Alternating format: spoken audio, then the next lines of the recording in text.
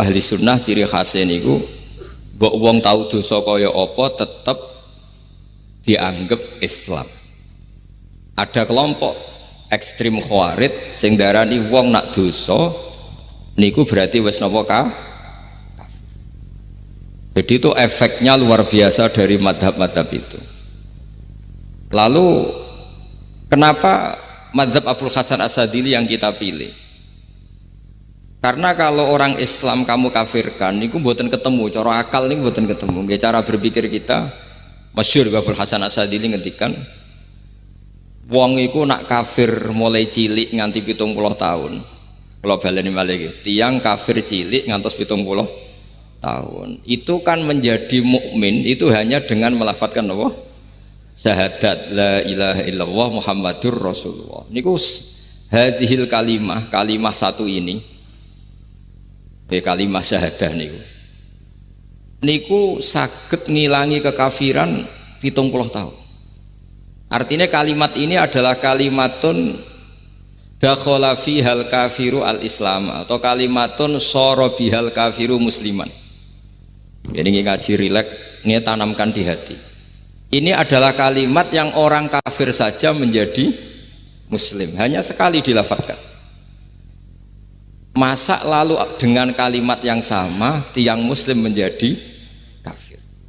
Nah, itu membuatkan ketemu akal. Makanya madhab takfiri, madhab gampang mengkafirkan orang itu jelas madhab yang enggak ada rujukannya sama sekali, enggak ada pegangan ilmiahnya sama sekali. Wong kafir wae dadi Islam, mosok wong Islam dadi kafir. Mau perkara tahlilan ning kuburan.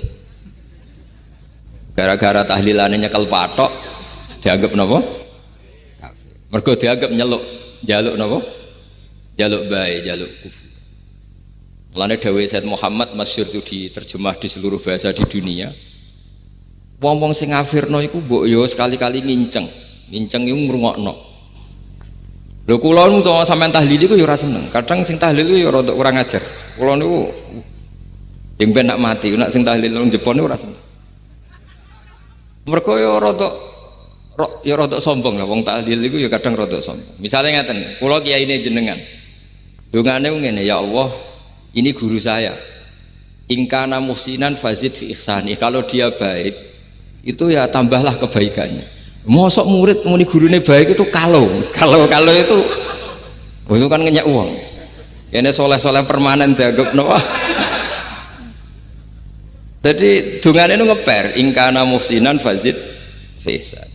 Wa ingkana musian fatajawaz anhu, misalnya kalau dia orang buruk, kalau beliau orang buruk yang kau maafkan.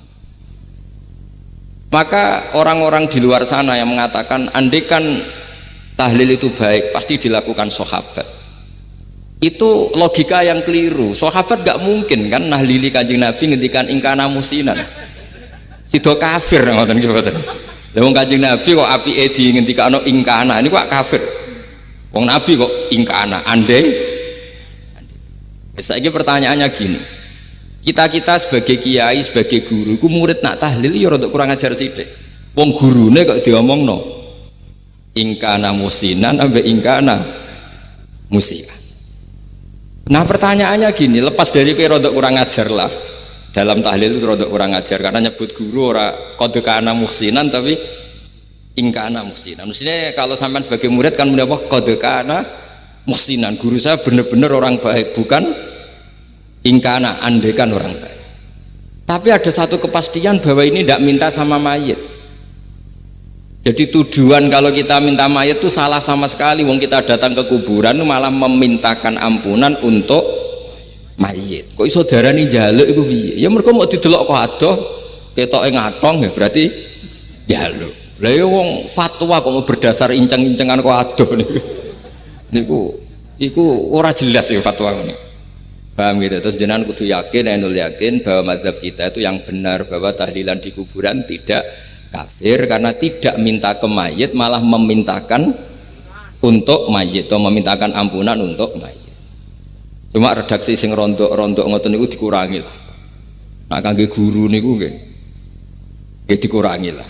Kurangi, ya Allah jenengan maha pengampun, kula suwun guru kula jenengan ampuni. Jadi ampun ngangge donga sing teng salat mayit Nah, sholat mayit itu kan memang ada sanatnya, memang semua bentuknya seperti itu. Tapi nak ning kuburan, kalau betul nanti itu ngotong Mbah Mun ngoten, ya Allah ini guru saya, engkau anugerahkan beberapa ilmu, beberapa amal yang manfaat untuk orang banyak. Kula suwun jenengan tampi, jenengan dat sing maha pengampun, nggih, jenengan ampuni. Tapi boten ngangge ingkana ini. Angen-angen muga aku dadi kiai ini tersinggung. Murid orang ajar, mosok darani gurune apik iku andekan. Ya tapi berhubung ra paham ya alhamdulillah ya do. Tahlil yang Wali Songo ya banter-banter nganggo mic. Lah sing kene paham ya rada risi, piye? Wali Songo darani ingkana iku piye? Wah. Dadi niku mareni, mulane kula suwun nak tahlil nyewa kiai sing alim lah ben rada bener, ben rada bener. Tapi ampun nyewa kula mboten purun. Kalau nu gak ada pondok, jadi buatan saya masyhur susah diundang orang kecuali yang ada hubungan guru, hubungan sarang. Karena beliau lama sekali ngajar di MGS. Beliau Gus Maksum itu lama ngajar di MGS. Jadi saya itu hanya datang di orang-orang yang pernah khidmah di sarang, terus yang pernah keluarga sepuh. Saya datang ke Jakarta ke Pak Quraisy Shihab itu ya karena Pak Quraisy itu lama sekali bikin diskusi tafsir. Akhirnya saya termasuk pengajar di pondok beliau. Jadi faktornya ya hanya karena itu, bukan yang lain. Terus kalau suwon jenengan kedah yakin kalau faham takfiri yang memudahkan mengkafirkan orang lain itu faham yang salah, karena itu bahaya. Terus bahaya kedua secara fikih itu nanti repot. Kalau nanti di salah satu seminar itu sudah mau zuhur, ketemu satu narasumber yang gampang mengkafirkan orang, itu separuh masjid kebetulan mereka banyak yang bisa ngaji itu terus nggak sholat duhur. Tanya sama mereka, lu kok nggak sholat duhur, ini sudah masuk waktu, kan sholat hanya wajib untuk orang muslim, kita akan kafir. Ya karena dikafirkan tadi kan, kalau kita akan dikafirkan. Akhirnya gak kafir, sholat. Efek dari mazhab itu panjang. Kalau betul faham mereka itu betul, berarti yang sudah kafir, orang kafir itu wajib sholat enggak kan? Itu malah panjang kan, karena terus menjadikan orang Islam tidak sholat. Nanti ke masjid tidak boleh, orang kafir nggak boleh masuk masjid. Itu efek fikihnya panjang. Jadi kalau suwon mazhab Abil Hasan Asyadili niku dipegang. Nah itu madhab beliau itu implementasinya di teng kitab Hikam nih. Karena Hikam itu putu murid yang paling bisa mengimplementasikan, menjelaskan cara pandang madhab Abul Hasan Asyadili sing dados thariqah Syadziliyah. Terus ketiga, itu cara pandang itu detail itu jelimet. Mesti sampean ora kepikiran. Misalnya begini. Ketika ada orang salah jenengan marah, itu sebenarnya karena salahnya apa karena hal yang lain? Normalnya orang itu berpikir karena salahnya, itu keliru cara Hasan Asyadzili. Pasti kamu marah itu karena ada hal lain. Misalnya kayak pembantu elek kriting mecahno gelas, mesti langsung mbok amuk. Alasannya mecahno gelas. Tapi nek sing mecahno iku wong ayu, kowe iso ngamuk. Kowe iso ngamuk wong ayu. Mecahno gelas lah. Kok gelas lemari, rasa gelas. Sama, kamu janjian sama orang, wongnya nyulayani janji, mesti mbok maki-maki. Katanya jam 10 kok udah datang gini-gini. Nah, tapi kalau yang terlambat itu wong sing ngutangi kowe iso ngamuk orang sing ngutangi kowe. Atau sing terlambat itu komandannya, atasan kamu, atau kiainya. Nah, artinya gini, ketika kamu marah atas nama terlambat itu sebetulnya karena terlambat atau karena hal lain. Nah, maksiat juga gitu. Cara pikirannya Abul Hasan Asyadzili, ketika kowe roh misalnya cawe itu maco naik ninja atau apa, mesti kowe darani wah luput suwuk. Tapi nak dikandani, niku putune jenengan. Mesti langsung ya Allah jenengan sepunten. Jadi sebenarnya kita kebencian sama orang lain tuh karena kebetulan tuh tidak keluarga kita. Coba kalau itu keluarga kita, pasti kayak mikir ulang. Kowe gedeng wong ra salat, Mesti sebabnya dua, satu tidak sholat, dua kebetulan itu tidak anak kamu. Kalau itu anak kamu, kamu pasti istighfar berhari-hari untuk dimaafkan Allah, bukan maksud no. Tapi kalau orang lain gue, pertanyaannya sebetulnya kamu benci itu karena tidak sholatnya apa karena plus dia tidak anak kamu? Nah itu pikirannya Abul Hasan apa? Gue ngamuk itu gelas pecah, itu perkara itu pecah gelas apa plus yang pecah elek. Nah itu pecundang kita, itu cara pikiran Abul Hasan. Kita ini pecundang, pecundang itu nggak fair, kenapa? Betul fair. Nah itu terus beliau diantaranya punya cerita Nabi Ibrahim itu pernah diangkat ke Allah di alam malakut. Di alam malakut kemudian ini ada di kitab Hikam juz 2 halaman 4 yang di bab ini yang saya baca. Ini cerita terakhir nih, bantu pun sampai tak ngaji suwi-suwi ora mesti paham, aduk sediluk. Nak sediluk kan dia alasan, kenapa ora paham? Salah Gus Pak ngulangi sediluk. Lah nak suwi sampean ora paham malah ribet kan? Diulang suwi ora paham goblok tenan berarti kan gitu. Nah ini untuk menjaga harkat dan martabat niku ngajine sediluk mawon dan takoki malaikat. Kenapa ora paham? Salah Gus Pak ngajine sediluk. Jadi duwe napa? Alibi lah gak ada napa? Pembelaan.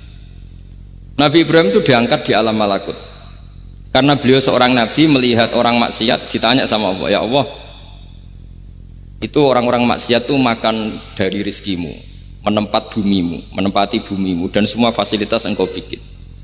Lalu menurut kamu gimana Ibrahim? Ya bunuh saja, matikan saja. Sama Allah dituruti. Melihat lagi ada maksiat yang berbeda, selalu Nabi Ibrahim usul itu dimatikan. Jadi Ibrahim pernah jadi garis keras lah, kira-kira keras sekali. Lalu suatu saat Nabi Ibrahim itu disuruh nyembelih Ismail. Disuruh nyembelih apa? Ismail. Bareng disuruh nyembelih Ismail, Nabi Ibrahim tanya, ini anak saya ya Allah, ini samratu fuadi, ini buah hati saya, kenapa engkau nyuruh menyembelih? Cara ngetikane pangeran, apa kamu tidak ingat ketika tak angkat di alam malakut beberapa hambaku kamu usul supaya tak bunuh? Cara Jawane, cara Jepone kuwi ora rasane dadi aku. Aku iku pangeran sing gawe aku enak kowe usul-usul kon mateni jare. Saiki gentenan, saiki anakmu sembelih. Rumang sama udah di pangeran gak sayang mbek kaula. Kowe tak dadekno nabi ku kon dakwah ora kon mateni. Nabi Ibrahim nangis. Nah inilah perbandingan bagi kita. Sebenarnya saat kita benci maksiat itu sebetulnya di hati kita itu tidak hanya maksiat, kita ada dak fairnya, plus itu dak orang yang terkait dengan kita. Jadi misalnya mau wangkel, sampai penyanyi sing piye mau wangkel, suatu saat penyanyi ku WA ku, masa ya gelem dadi bojomu, hilang mangkelmu kan. Jadi pecundang, kita ini sebetulnya pecundang. Nah, syukur-syukur memang makom kamu sudah tinggi, memang benar-benar benci karena maksiat, paribasane wayu gelembok rapi tetap mangkel. Tapi saya tidak yakin soleh-soleh seperti ini imannya sampai seperti itu tidak yakin. Dan saya kalau yakin begitu berarti keyakinan salah itu salah dan bodoh itu, karena itu nggak terbukti. Makanya ini kitab baru kalian kitab Hikam, karena ini acara ngaji Hikam kula waos sedikit mawon kula waos ini jawabannya Nabi Ibrahim ketika disuruh nyembelih Ismail tengah halaman 4 juz 2. Allahumma hadza waladi wa samratu fuadi wa ahabbun nasi ilayya fasami aqailan yaqul ama tadhkurul lailah allati sa'alta fiha ihlaka abdi awama ta'lamu anni rahimun bi ibadi kama anta syaqiqun bi waladik. Jadi Ibrahim, anak kamu sembelih. Kata Ibrahim, ini enggak mungkin Gusti, ini buah hati saya, kenapa engkau minta ini tak sembelih? Apa kamu tidak ingat pernah mengusulkan saya menghabisi sekian hamba saya? Kalau kamu bisa sayang anak kamu, saya juga sayang hamba-hamba kue enak we. Mikir. Jadi makanya kalau suwon kita ini hidup harus insaf. Nak kira dia duit, iku yo mangkal tenan loro tenan. Terus bojomu mbok kon sabar pas kue ra ngekeki duit, iku yo ora fair. Yo ben-ben ngamuk.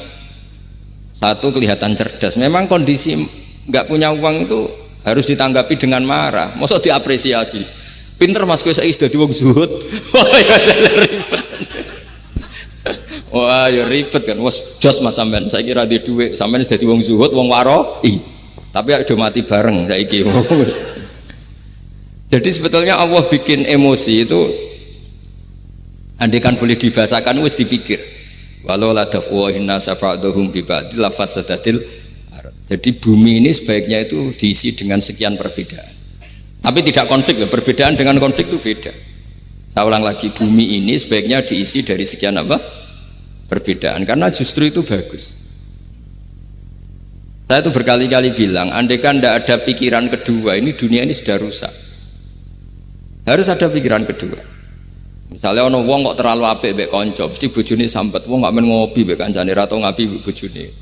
Tapi kalau ngopi mbek bojone terus, mesti kancane sing sampet. Wah, jok rabi lali kanca. Ribet. Manusa itu ribet. Kados kula dugi mriki ini hormat Gus Maksum. Nggih mungkin untuk ganjaran. Tapi untuk dosa sidik-sidik ninggal pondok. Jadi ya sudah.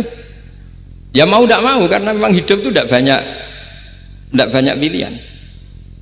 Ada orang sering ibadah di masjid sholat itu ya bagus.